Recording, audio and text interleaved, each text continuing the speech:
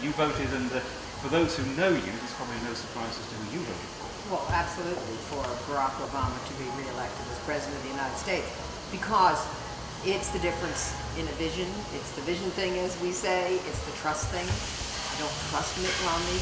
I don't trust him based on his flip-flopping and various statements. We do more women's rights cases than any other private law firm in the nation, so I care about women's rights.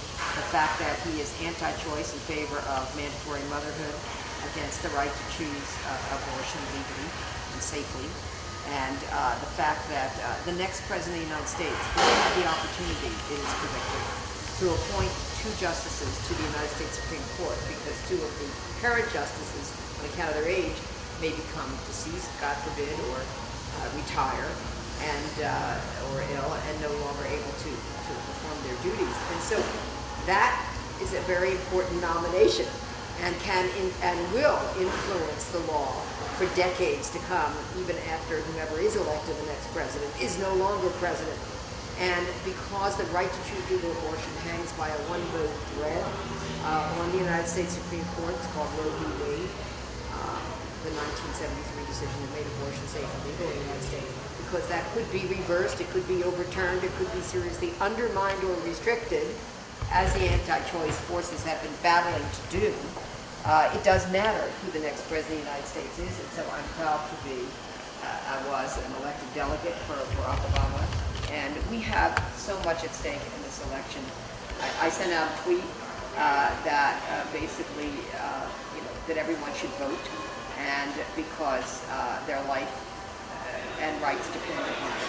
A lot of people feel, you supported him 4 years ago, a lot of people feel let down by him, and he seems a certain complacency through his appearance at the first debate, for example, that he hasn't delivered to the level that people expected.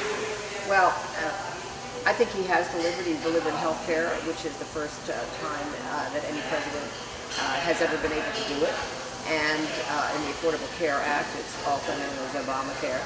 And he's been able to do that even though he had to battle mightily with the Republicans. Republicans on most issues have been obstructionist.